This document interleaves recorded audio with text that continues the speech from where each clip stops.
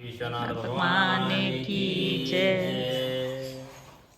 तो आप कि राजा पृथु ने कहा नारद जी से कि यह तो आपने महाप्रभु शंकर की बड़ी अद्भुत कथा सुनाई है और कृपा करके आप यह बताइए कि उस समय राहु उस पुरुष से छूटकर कहाँ गया। जब राजा ने पृथु देवर्षि नारद से ऐसा प्रश्न पूछा तो देवर्षि ने कहा कि उससे छूटने पर वह बब्बर नाम से विख्यात हो गया और मानो नया जन्म पाकर उसने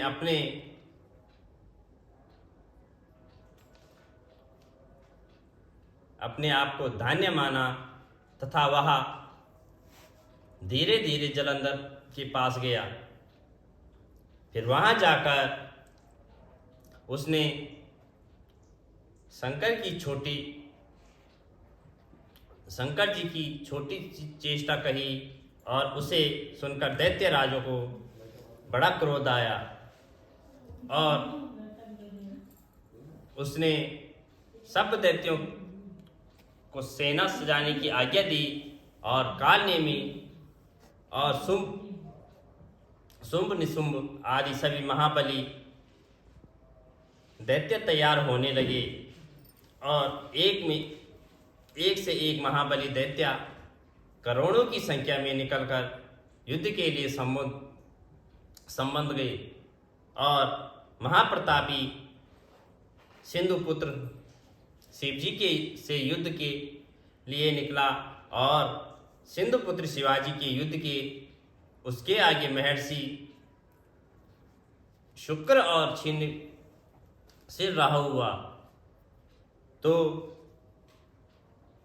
उसी समय जलंधर का मुकुट खिसक कर पृथ्वी पर गिर पड़ा और आकाश में मेघ छा गए और बड़े अपशकुन हुए और इधर उधर आदि सब देवताओं ने एकत्र होकर कैलाश पर जाकर शिवजी के पास पहुंच जाकर सारा वृत्तांत कहा।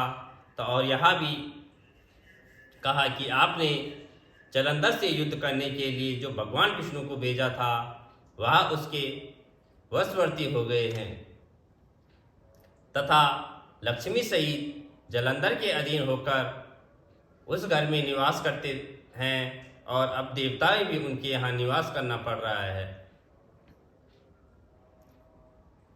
तो अब वह सागर पुत्र आपसे युद्ध करने के लिए तैयार है। आप बताइए कि उसे मारकर हमारी रक्षा कीजिए। और देवताओं से यह सब सुनकर शंकर जी ने भगवान विष्णु से पूछा कि हे ऋषिकेश, युद्ध में आपने जलंधर का संहार क्यों नहीं किया और बैकुंठ को छोड़कर आप उसके घर कैसे चले गए। तो यह बात सुनकर विष्णु ने हाथ जोड़कर नम्रतापूर्वक शंकर से कहा कि उसे आपका असीम सा लक्ष्मी का भाई होने के कारण नहीं मारा है, वह बड़ा ही वीर व देवताओं से अजय है। मैं सत्य कहता हूँ कि उसे कोई नहीं मार सकता है और इस पर मैं मुग्ध होकर मैंने स्वयं उसके घर में रहने का वर दे दिया है और इसी प्रकार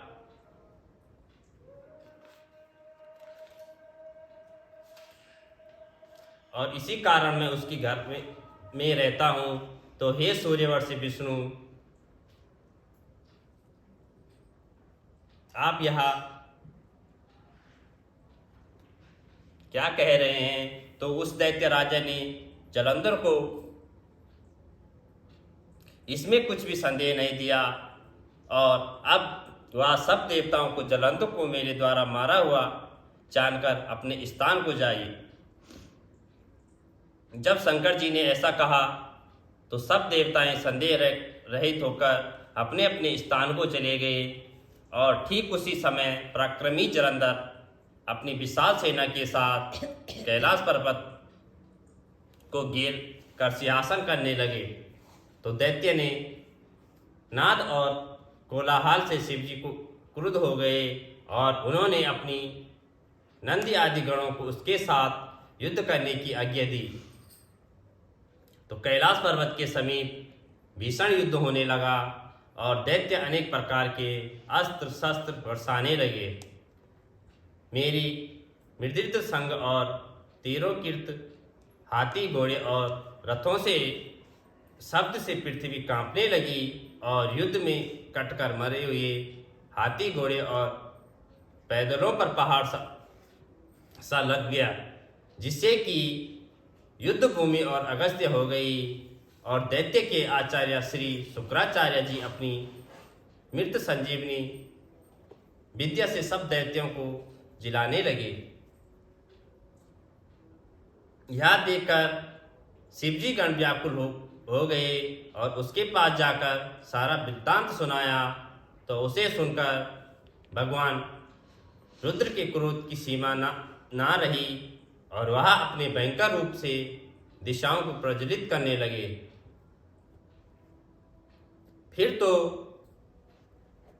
उस समय उनके मुख में एक बड़ी भयंकर कन्या उत्पन्न हुई, जिसकी दोनों जांघाएं ताल वृक्ष के समान थी। और युद्ध भूमि में जाकर सब असुरों का चर्चन करने लगे। तब युद्ध भूमि में इस प्रकार विचरते हुए वह शुक्र जी के समीप पहुंची और उन्हें शीघ्र ही अपने उदर में विलुप्त कर लिया और फिर स्वयं ही अंतर्ध्यान हो गए। और शुक्र के गुप्त हो जाने से दैत्यों का मुख मलिन पड़ गया और वह युद्ध भूमि छोड़कर भाग गए। तो इस पर उनके शुभ निशुंभ और कालनेमी आदि सेनापतियों ने अपने भागते हुए वीरों को रोककर शिवगणों पर बड़ा कठिन प्रहार करना आरंभ कर दिया।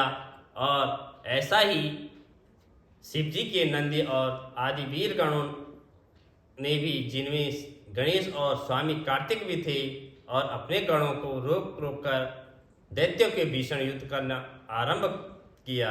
बोल लक्ष्मी नारायण भगवान की जय, काशी विश्वनाथ भगवान।